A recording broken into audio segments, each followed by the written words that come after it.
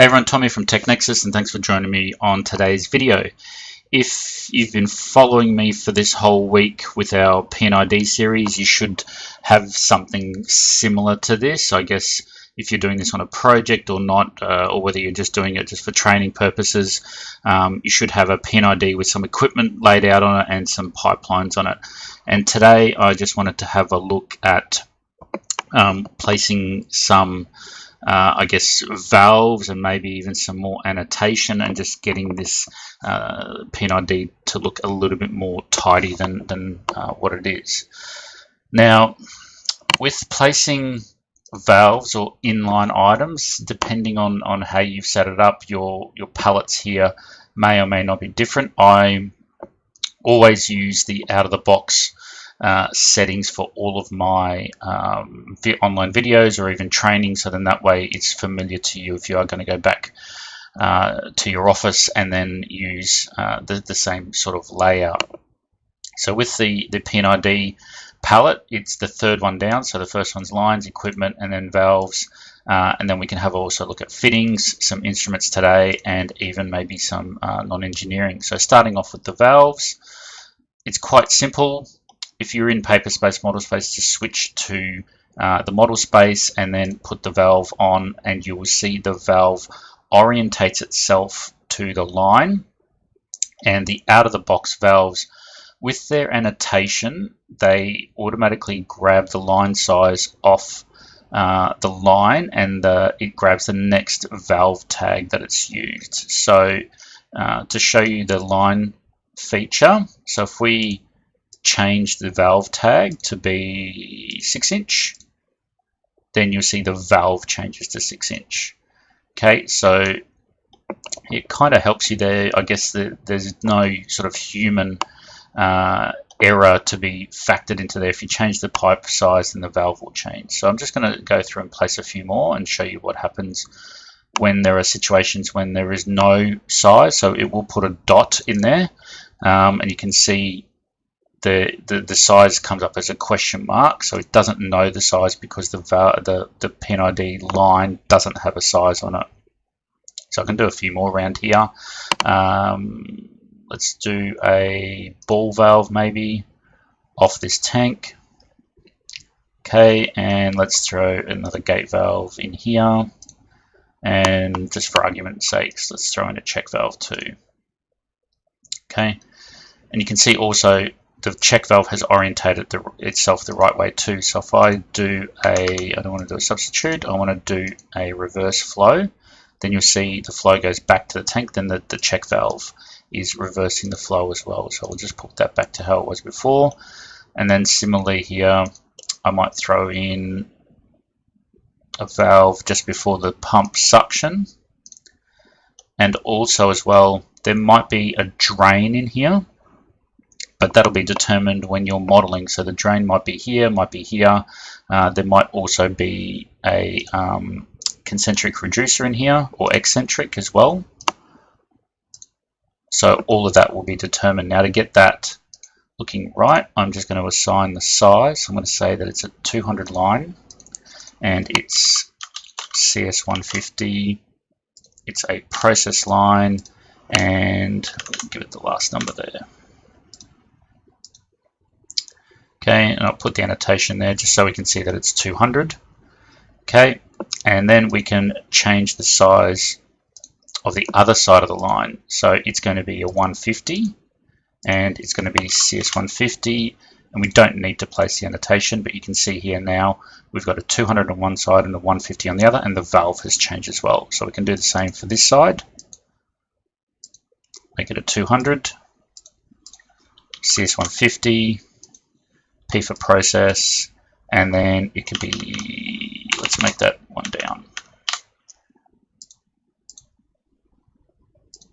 You can see here, again, the reducer has picked up that size, and we'll make the other side a 6-inch CS150, and we're not going to bother with annotation. Now, in the real world, this may not look sort of like this with so much pipe in between. It might be that these reducers will be up here near the T. It could be that the reducers are closer to the pump. And as well, it could also be that this check valve might be hard up against the T or something here. So a lot of that will be sorted out once you model the pipe in. Now, yesterday when we did place this line, I said that this line number 9999 could also extend into the branch to a flange here, so close to the T. So if there was another valve, let's put a ball valve in here. So in theory, in the 3D model, this ball valve and its line could be on 9999 up to that first flange there. Okay, but you'll sort that out once you start doing modeling. Okay, and then on the discharge side, we might throw a couple check valves in. Okay, and again, same thing. I've given one a size, I haven't given the other one. I'm probably not going to spend too much time on those today, just to play around with those there. Okay, now what else can we throw in here? So let's throw a control valve in. Now, when you do place it off here, we can say that it's a gate valve with a piston actuator. Go OK. Okay, and it'll come out as a control valve, and then we can stick the annotation, the balloon on it, and then you can see it all ties in there. So let's throw in, let's maybe do some sort of signal line. So the signal line might be coming from the valve and then back to the tank. So there might be, I don't know, an indicator here for some reason, an alarm or something like that. That's just how it'll be on the P&ID coming from the process engineer or the client. Somebody would be marking this up, and again there'll be a whole bunch of levels or gauges or alarms or something like that. So if we look at our instruments, so you can see that there's a whole bunch there: primary, auxiliary, inaccessible. So maybe there's an instrument here. Okay, again you can fill out that information, and maybe there's also another signal line coming off here.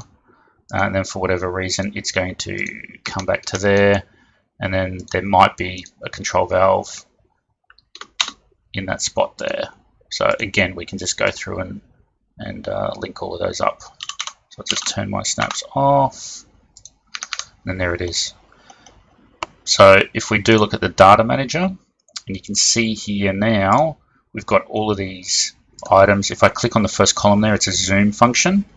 It takes me straight to those objects, so I can find them in the data manager and then see where they are on the P&ID itself.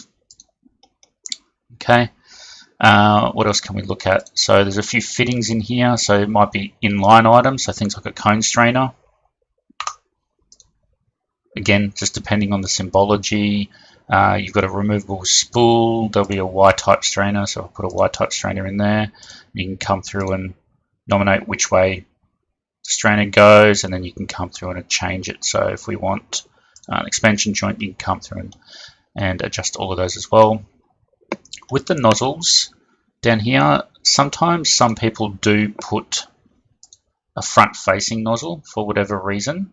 So I guess I haven't come across that much, but it might be for whatever reason that you need to put a front nozzle on there. So you can see we've got that function there, and we've got a whole bunch of other nozzles as well.